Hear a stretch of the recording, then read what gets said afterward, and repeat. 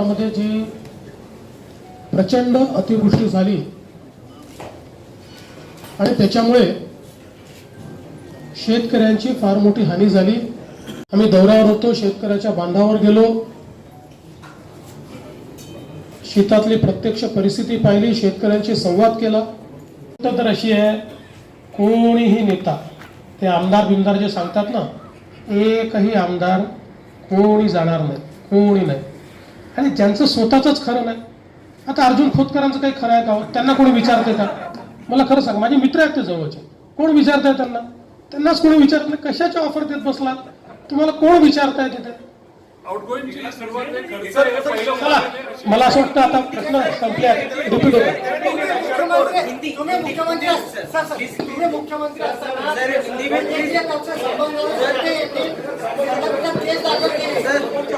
हो, ती केस त्यांनी दाखल केली आहे, त्याच्यावर काही ऑब्झर्वेशन हायकोर्टाने केले आहे। सगळ्यांचे खूप खूप धन्यवाद। आपल्या सगळ्यांची जेवण आहे, एनडीआरएफच्या दुप्पट द्या तिप्पट द्या असं म्हणण्याच्या ऐवजी जे काही मुख्यमंत्र्यांनी सांगितलं होतं ते मुख्यमंत्र्यांनी पूर्ण करावं।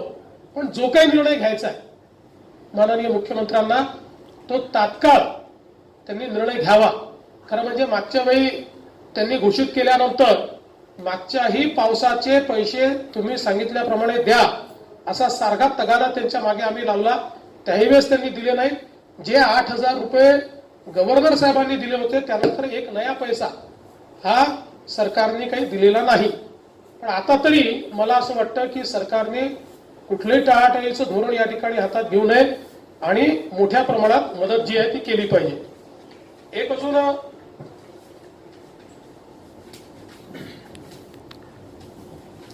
मुद्दा मला मांडला पाहिजे की साधारणपणे मदतीच्या टाळाटाळीच्या संदर्भात कारण दिले जात आहेत।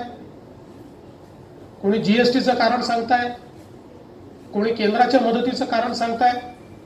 मी जीएसटी संदर्भात काल अनेक माध्यमांपुढे सविस्तर बोललो आहे की तो सगळा पैसा केंद्र सरकार देत आहे। केंद्र सरकार स्वतः कर्ज काढून राज्याचे पैसे देत आहे। मागच्या वर्षीचे सगळे पैसे केंद्राने क्लिअर केले आहेत आणि आपल्या राज्य सरकारकडे 60,000 कोटीची फिस्कल लिमिट आज शिल्लक आहे। त्यामुळे आता आपण जर शेतकऱ्याला पैसे दिले तर हे येणारे जे पैसे आहेत त्यातनं ते आपण परत देखील करू शकतो।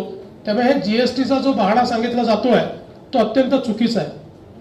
केंद्र सरकारच्या वतीनं जी काही मदत आहे ती निश्चितपणे मिळेलच, पण पुन्हा एकदा सांगतो की राज्य सरकारला मेमोरँडम तयार करावा लागतो।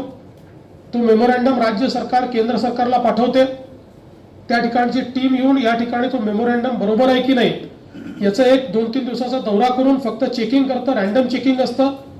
आणि त्यानंतर त्या ठिकाणी केंद्रीय गृहमंत्री, केंद्रीय कृषी मंत्री आणि केंद्रीय वित्त मंत्री यांची समिती आहे, जी समिती अशा प्रकारची ग्रँट अप्रूव्ह करते।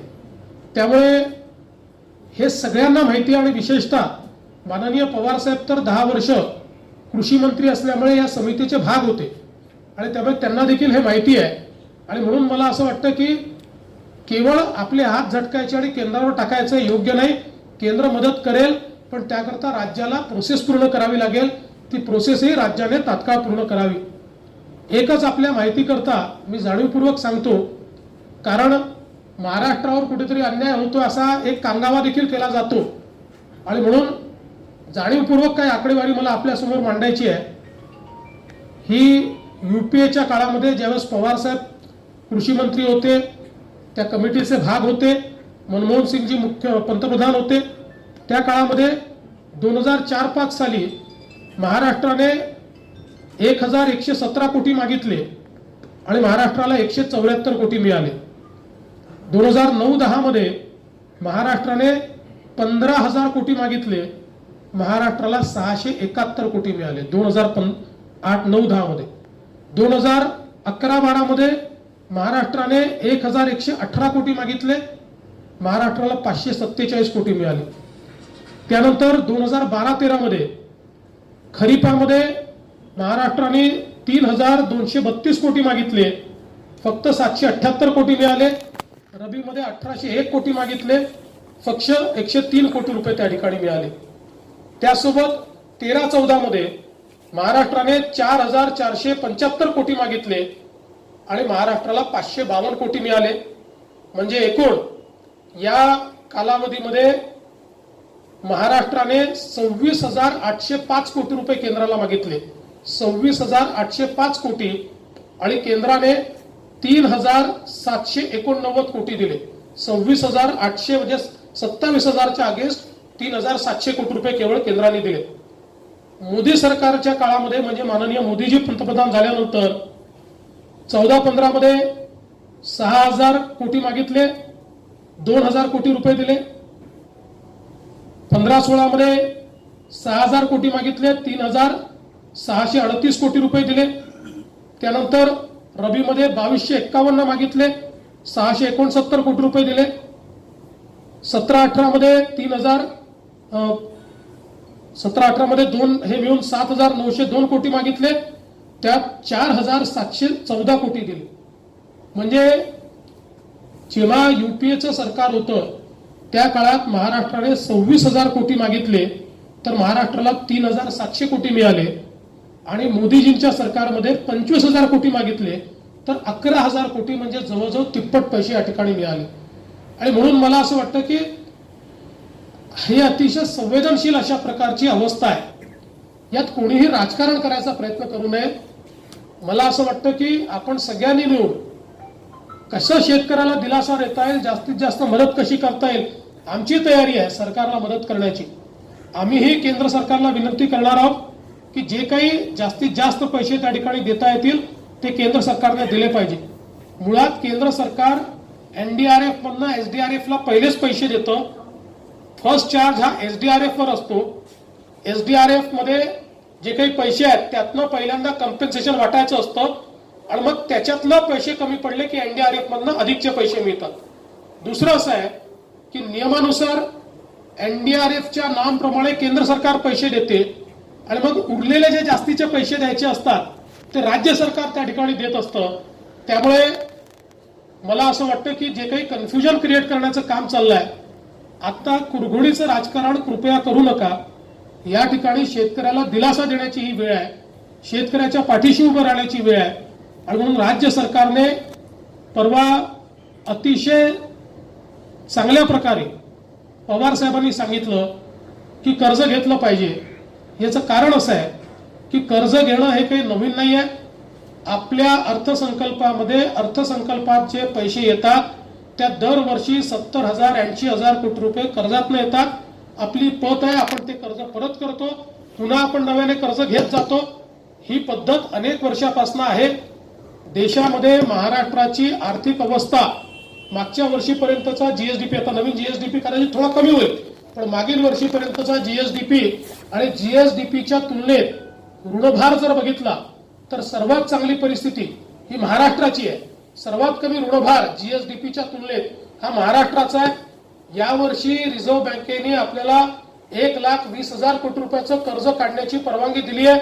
म्हणजे महाराष्ट्राची यावेळची पत ही 1,20,000 कोटी रुपयाची आहे. त्यामुळे 10-20,000 कोटी रुपये आपल्याला आता जर काढावे लागले तर मला असं वाटतं की ते निश्चितपणे आपल्याला केंद्र सरकारकडनं जीएसटीचा पैसा येईल त्यावेळेस ते परत देखील करता येतील आणि कुठलीही अडचण त्या ठिकाणी राहणार नाही. म्हणून आता सरकारने तात्काळ निर्णय घ्यावा आणि भरघोस अशा प्रकारची मदत ही आमच्या शेतकऱ्यांना करावी अशा प्रकारची विनंती मी राज्य सरकारला करतोय. अशा 9 जिल्ह्यांमध्ये हा प्रवास या ठिकाणी आम्ही केला. एकूण परिस्थिती अत्यंत भीषण आहे.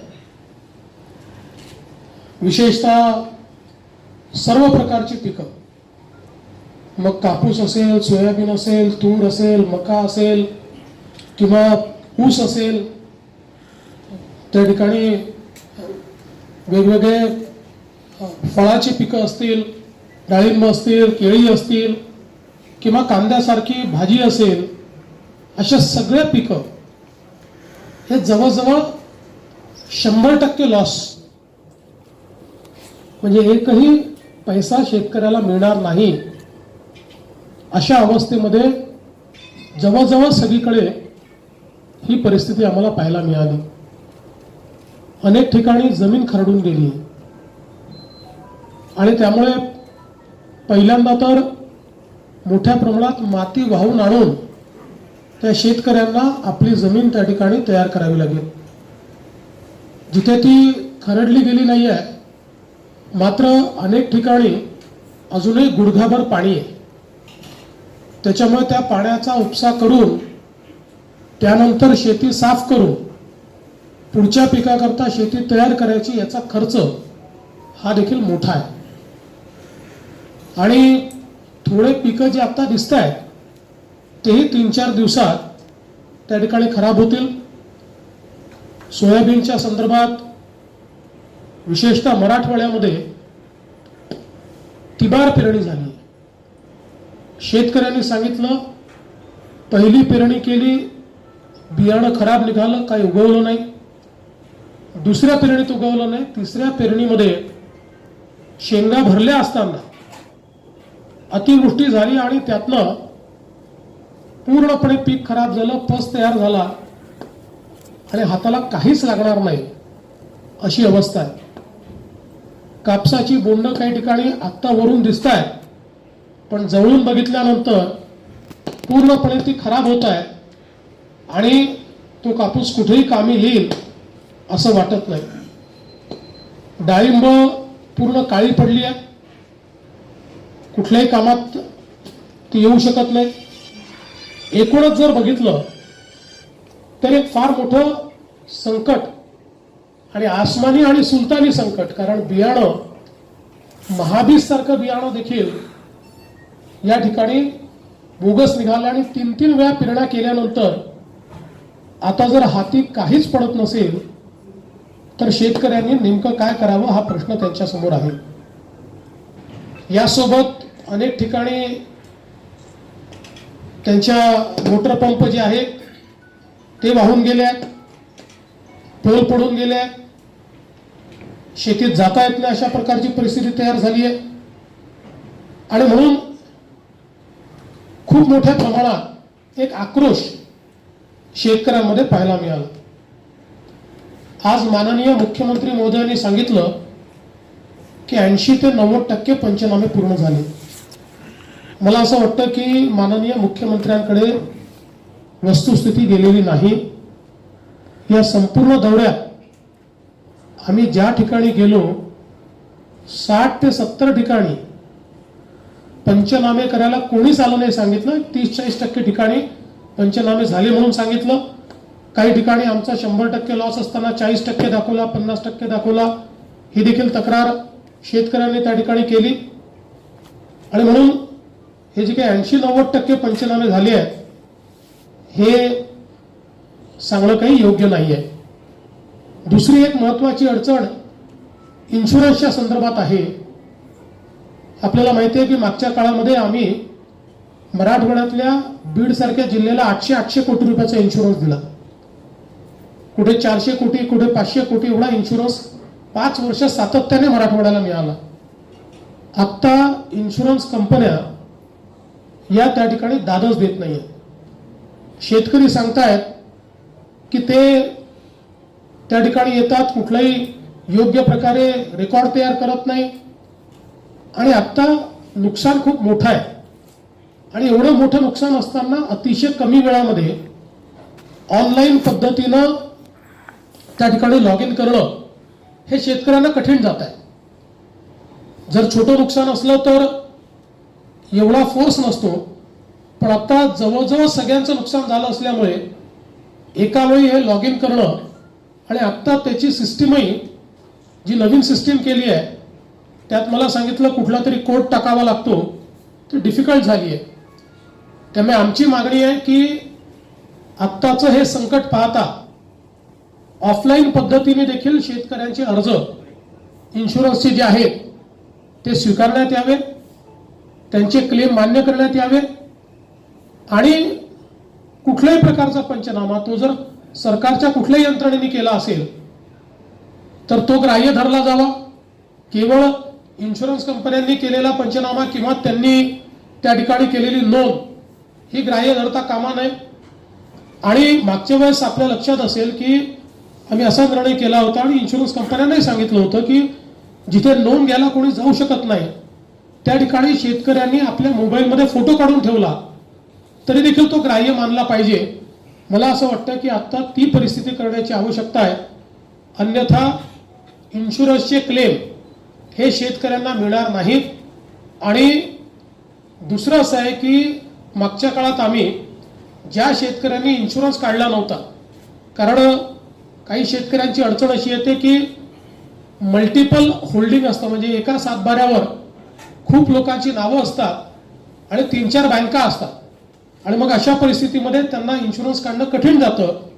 त्यावेळेस आपण निर्णय केला होता की ज्यांनी इन्शुरन्स काढला नसेल त्यालाही इन्शुरन्सवाल्याला जेवढे पैसे मिळतील त्याच्या 50% पैसे हे राज्य सरकारच्या वतीनं आपण देऊ आणि ते आपण मागच्या काळामध्ये देऊ केले होते. त्यामुळे आताही त्याच पद्धतीनं मला असं वाटतं की सरकारने हे पैसे या ठिकाणी दिले पाहिजे. महत्वाचं असं आहे की शेतकऱ्यांना मोठ्या प्रमाणात मदत केली पाहिजे. आज तोकडी मदत करून शेतकऱ्याचं काही होऊ शकणार नाही. आज फिरत असताना एक गोष्ट अजून लक्षात आली की कर्जमाफी तर कुठे पोचली नाही, पण तगादा लावणाऱ्या नोटीस या मात्र मोठ्या प्रमाणात त्या ठिकाणी पोचलेल्या आहेत आणि शेतकरी इतके हवालदिल आहेत. एक शेतकरी अक्षरशः रडत रडत आम्हाला सांगत होते, त्याने दाखवलं सगळं गेलं आहे आणि दिवसातनं 7 वेळा बँकेतनं फोन येतात आणि माणसं येतात की आत्ता कर्ज भरा. आणि अशी सर्वदूर स्थिती आहे. खरं म्हणजे अशा प्रकारे ज्यावेळी इतकी मोठी अतिवृष्टी होते, 65 मिलीमीटर पेक्षा जास्त पाऊस सर्वीकडे झालाय, ट्रिगर ऑलरेडी प्रेस केलेला आहे, अशा परिस्थितीत सन्माननीय मुख्यमंत्र्यांनी तात्काळ SLBC ची मीटिंग बोलवून त्यामध्ये कडक निर्देश दिले पाहिजेत की या भागामध्ये कोणीही बँकांची वसुली करण्याकरता तगादा लावू नये, बँकांनी नोटीस पाठवू नये आणि बँकांनी ती वसुली देखील थांबवावी. कारण जो आपला कोड आहे त्या कोड अनुसार अशा प्रकारचं ट्रिगर ज्यावेळेस आपण प्रेस करतो त्यावेळी अशा प्रकारची वसुली करता येत नाही. पण भयानक प्रकारची वसुली आज या ठिकाणी चाललेली आहे. म्हणजे एकीकडे कुठेही कर्जमाफीचा फायदा झालेला दिसत नाही, पण दुसरीकडे मोठ्या प्रमाणात वसुली करता मात्र नोटिसेस या पाहायला मिळत आहे. एकूणच शेतकरी फार आक्रोशित आहे, कारण जून महिन्यापासून सातत्याने तो पेरतोय आणि जात आहे आणि त्याची अवस्था अशी आहे. अनेकांनी आम्हाला सांगितलं की जून, जुलै, ऑगस्ट सगळ्या कधी अतिवृष्टी झाली, कधी त्या ठिकाणी गॅप पडली, परत दुबार पेरणी करावी लागली आणि म्हणून या संपूर्ण कालावधीत एक नवा पैसा कोणी दिला नाही, कोणी कॉग्निझन्स देखील घेतला नाही. मागच्या काळामध्ये आपण अतिवृष्टी झाली तरी पैसे द्यायचो, ओव्हरशन झालं तरी पैसे द्यायचो. सर्व प्रकारच्या अडचणीत शेतकऱ्यांच्या खात्यामध्ये सातत्याने पैसे यायचे. माध्यमातले अनेक लोक आमच्या सोबत होते. वारंवार त्यांनी देखील ऐकलं असेल की वेगवेगळे शेतकरी सांगत होते की मागच्या काळात आम्हाला तात्काळ पैसे मिळत होते, आता आम्हाला वर्षभरात कुठलेही पैसे या ठिकाणी मिळालेले नाहीत. आता खरं म्हणजे जी काही रोख मदत या ठिकाणी केली पाहिजे त्याही संदर्भात भरीव मदत सरकारने करावी. खरं म्हणजे मी याकरता आकड्यांमध्ये बोलत नाही की स्वतः मुख्यमंत्र्यांनीच 25,000 आणि 50,000 म्हटलं होतं, त्यामुळे मी काही वेगळा आकडा सांगायचा आणि 3 पटीनं बोलून सांगितलं लोकांना नुकसान भरपाई दिली होती. मराठवाड्यामध्ये उस्मानाबाद, लातूर ह्या भागामध्ये अशीच परिस्थिती आहे. गोदाकाठच्या परिसरामध्ये मोठ्या प्रमाणात नुकसान झाले. मराठवाड्यासाठी हा निकष लावा असं वाटतं की तुम्हाला? निश्चितपणे. म्हणूनच मी सांगितलं की NDRFचे जे निकष आहेत ते बदलण्याचा अधिकार राज्य सरकारला आहे. NDRFच्या पैशाच्या व्यतिरिक्त अधिक्य देऊन राज्य सरकार त्या ठिकाणी तशा प्रकारे मदत करू शकते. उदाहरणादाखल मागच्या वेळी NDRFच्या नॉर्मप्रमाणे 6,000 रुपये द्यायला पाहिजे होते, पण राज्यपालांनी 8,500 रुपये दिले. ते NDRFच्या नॉर्म्सच्या बाहेर जाऊन दिले जेव्हा मागच्या वेळेस मराठवाड्यात आणि इतर भागामध्ये. त्यामुळे आपण म्हणता ते योग्य आहे या ठिकाणी. म्हणूनच मी असं म्हटलं की भरीव मदत करण्याची आवश्यकता आहे. 2 पट 3 पट मदत ही आत्ता करण्याची आवश्यकता आहे. शेतकरी लागोपाठ उद्ध्वस्त होतोय आणि खूपच विदीर्ण अवस्था आहे, म्हणजे बघवत नाही अशी अवस्था आहे. अक्षरशः इतके असे रडतात शेतकरी की आपण काय उत्तर द्यावं, आपल्याही डोळ्यात पाणी येतं, अशा प्रकारची अवस्था त्या ठिकाणी आहे. तर मला वाटतं ही खूप संवेदनशील अशा प्रकारची वेळ आहे आणि त्या संवेदनशीलतेनंच सरकारने कारवाई केली पाहिजे. मुख्यमंत्री बाहेर पडले, 2 पत्रकार परिषदा झाल्या, आजची असेल आणि त्या देखील एक झाली होती. मात्र दरवेळी ते बोलतायत की आढावा घेतोय आणि हे करतोय. सध्याची परिस्थिती बघितली, तुम्ही देखील फिरताय, तात्काळ मदत, काहीतरी तात्काळ मदत करण्यापेक्षा काही आकडे सोलापूरमध्ये काही चेक दिल्याचं कळलं, पण ते अगदी क्षुल्लक होते. याबद्दल काय म्हणाल? काहीतरी मिळालं? माझं तर मत असं आहे की माननीय मुख्यमंत्र्यांनी त्यांच्या हाताने ज्यांनी 3,800 रुपयाचा चेक वाटप केलं त्याच्यावर कारवाई केली पाहिजे. कारण अशा परिस्थितीमध्ये मुख्यमंत्र्यांच्या हातून तुम्ही 4,000 रुपये 3,800 रुपयाचे चेक वाटप करता, शेतकऱ्यांची थट्टा या ठिकाणी अशी करणं योग्य नाहीये. किमान माझं मत असं होतं की जे मृत्यूमुखी पडले आहेत त्यांना आपण 4 लाख रुपये देतो, त्याचा 4 लाखाचा चेक मुख्यमंत्र्याचे सांकेतिक आपण करत असतो. असा कार्यक्रम लोकांना दिलासा वाटावा, काहीतरी मदत मिळाली आहे म्हणून आपण असे सांकेतिक कार्यक्रम करतो. पण 3,800 रुपये आणि 4,000चे चेक देणं हे खरोखर थट्टा आहे. याला लागूनच एक मुख्यमंत्री म्हणताय 70-80% पंचनामे झालेत. आपण जी माहिती देताय ते 30 ते 40% पंचनामे झाले असं म्हणताय. कुठेतरी प्रशासनावर नियंत्रण नाहीये, प्रशासन चुकीची माहिती देते असं वाटतं? म्हणजे आपल्यापैकी अनेक लोक आमच्या सोबत होतात. मी काही माझ्या मनाचं सांगत नाही. आपण ज्या ज्या ठिकाणी विचारलं 30-40% ठिकाणी लोकांनी सांगितलं हो आमचे पंचनामे झाले, पण 60% ठिकाणी लोक म्हणाले की आमच्याकडे कोणी पोचलं नाही. त्यामुळे मला असं वाटतं की कुठेतरी मुख्यमंत्री जे सांगतात त्यात आणि जे प्रत्यक्षात घडत आहे त्यात एक फार मोठी गॅप आहे. एक गोष्ट अजून मला या ठिकाणी सांगितली पाहिजे की आता जी काही अवस्था शेतकऱ्याची आहे, शेतकरी आता कसं तरी शेती साफ करून मशागत करून रबीची तयारी करेल, पण आता रबीचं बियाणं देखील उपलब्ध नाहीये. मी लातूरला गेलो असताना मला एक खूपच नवल त्या ठिकाणी आमचे संभाजीराव पाटील निलंगेकरांनी लक्षात आणून दिलं की त्या ठिकाणी शेतकऱ्यांचे अर्ज घेतले आहेत आणि त्या ठिकाणी त्याची लॉटरी काढली जाणार आहे आणि लॉटरीत ज्यांची नावं येतील त्यांना बियाणं मिळणार. हे फारच आश्चर्य आहे. म्हणजे हे बियाणं आहे का म्हाडाचं घर आहे अशा प्रकारची अवस्था आहे. हे कधीच झालं नव्हतं. 7-12 त्याला बियाणं अशा प्रकारचं आणि साधारणपणे अशा प्रकारची आपत्ती आल्यानंतर तर 7-12 त्याला बियाणं अशीच आपली धोरण असायचं. पण हे यातनं शेतकऱ्यांमधला असंतोष जो आहे तो किती वाढणार आहे की तुम्ही 100 शेतकऱ्यांकडनं अर्ज घेणार आणि 30 लोकांना त्यातनं लॉटरी काढून बियाणं देणार. त्यामुळे आता तात्काळ बियाणं सोच केलं पाहिजे. राज्यात नसेल तर बाहेरून आणलं पाहिजे. ज्या ज्या ठिकाणी आपल्याला उपलब्ध असेल त्या त्या ठिकाणून आणलं पाहिजे आणि नव्याने बियाणं देखील हे शेतकऱ्यांना उपलब्ध करून दिलं पाहिजे. मुख्यमंत्री वारंवार आपला उल्लेख करतात आणि ते म्हणतात की फडणवीसांनी केंद्र सरकारकडे जाऊन मदत मागून यावी. नाही, मी त्याचं उत्तर काल देखील दिलं आहे. मी मुख्यमंत्र्यांना विनंती केली आहे की अशा प्रकारची टाळाटाळ करणं योग्य नाही. आणि मी तुम्हाला खरंच सांगतो, महाराष्ट्राचे मुख्यमंत्री कोणी असो त्यांची दिल्ली दरबारी पत असते आणि कुठले म्हणजे मी गेलो आणि मुख्यमंत्री गेले तरी काही मुख्यमंत्र्यांनी मागणी केली तर मोदीजी देणार नाहीत आणि मी मागितलं तर देतील असं बिलकुल नाहीये. महाराष्ट्राच्या मुख्यमंत्र्यांनी मागणी केली तर ते निश्चित मिळणार आहे. फक्त ती मागणी हे जे आपण सांगतो ना जा आणि घेऊन या असं नाही होत. या देशात कायदे आहेत, पद्धती आहेत. त्या पद्धतीप्रमाणे पहिल्यांदा राज्याच्या सरकारला मेमोरंडम तयार करावा लागतो. तो मेमोरंडमच अजून तयार झालेला नाही, अजून तुमचा आढावाच झालेला नाहीये.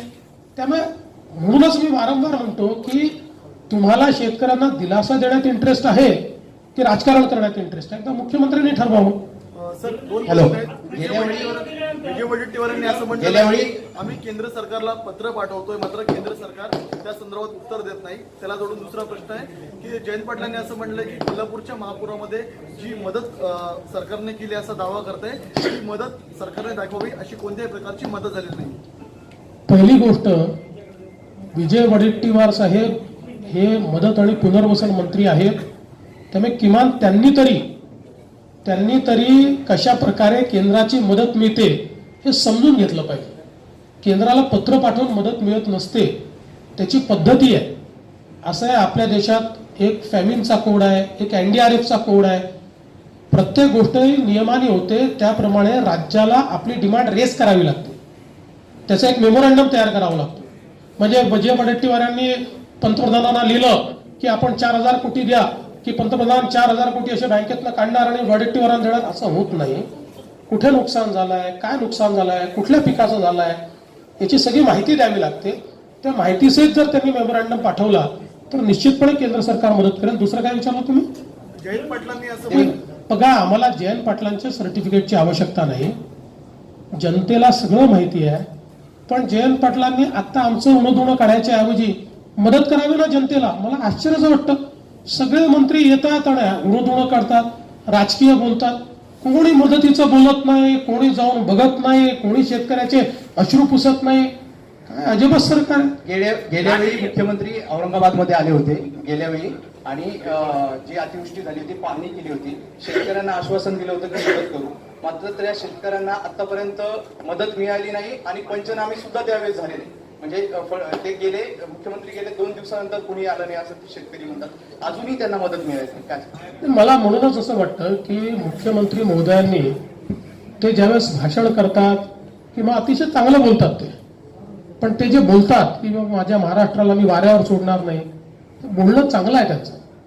पण महाराष्ट्र वाऱ्यावर सुटतोय ना, खाली काय होत आहे? तुम्ही बोलल्यानंतर जमिनीवर ते दिसत आहे का? नाही दिसत आहे ना. त्यामुळे तुमचा महाराष्ट्र आहे, आमचाही आहे, सगळ्यांचाच आहे तो. आपल्याला सगळ्यांना मिळून तो वाऱ्यावर जाऊ द्यायचा नाहीये. पण खाली यंत्रणाच कुठे दिसत नाही आणि मग अशा प्रकारे तुम्ही घोषणा करताना काहीच खाली होत नाही. देवेंद्रजी, एकनाथ खडसेंनी राजीनामा दिल्यानंतर केवळ तुमच्यामुळं ते राजीनामा देत आहेत, तुमच्यामुळे त्यांचं आयुष्य उद्ध्वस्त करण्याचा प्रयत्न झाला, असा आरोप त्यांनी आज केलेला आहे. बघा, नाथाभाऊंनी राजीनामा दिला हे अत्यंत दुर्दैवी आहे. त्यांनी दिला नसता तर अधिक चांगलं झालं असतं. त्यांच्या मनामध्ये माझ्याबद्दल जर काही अडचणी होत्या तर त्यांनी वरिष्ठांना जाऊन तक्रार करायला हवी होती. आता ते ज्या गोष्टी सांगतायत, मी एवढंच म्हणेन ते अर्धसत्य आहे. पण मी आज त्याच्यावर बोलणार नाही. मला कुठलीही प्रतिक्रिया त्याच्यावर द्यायची नाही. योग्य वेळ ज्यावेळेस येईल त्याच्यावर मी सविस्तर प्रतिक्रिया देईन. जळगाव महापालिका पण बरखास्त करा म्हणतात. जळगाव महापालिका बरखास्त करण्यासंदर्भात झालं ना, आता आपलं शेतकऱ्यांचे विषय सगळे संपले का?